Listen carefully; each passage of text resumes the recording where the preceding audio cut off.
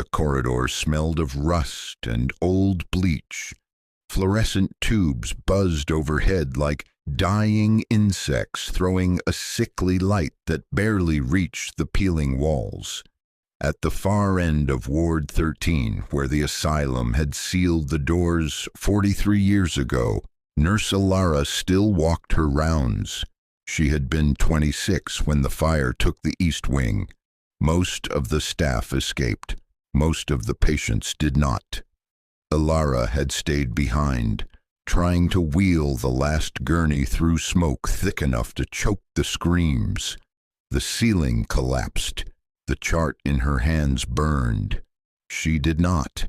Now she moved the way she always had.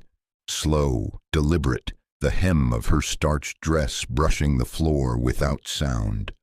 The clipboard she carried was the same one from that night, its metal edges blackened, the paper long turned to ash, yet somehow still blank, waiting.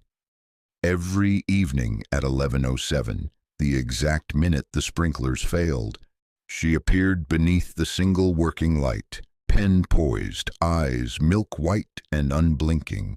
Patients in the new hospital, built over the old foundations, sometimes woke to find her standing at the foot of their beds.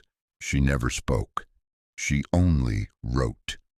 No one ever saw what she wrote, because the moment they tried to look, the clipboard was empty again.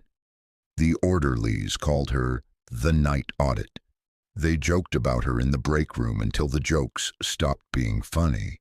One of them, a man named Torres, had once tried to photograph her with his phone. The screen filled with static. The next morning he called in sick and never returned. His replacement found Torres' name freshly inked on Alara's chart, in handwriting that matched the old nursing logs perfectly. Tonight she paused outside room 312. The door was ajar. Inside, a new admission. An 18-year-old girl with bandaged wrists lay staring at the ceiling, tears cutting clean lines through the grime on her cheeks. Alara stepped inside. The temperature dropped so fast the girl's breath came out in white plumes.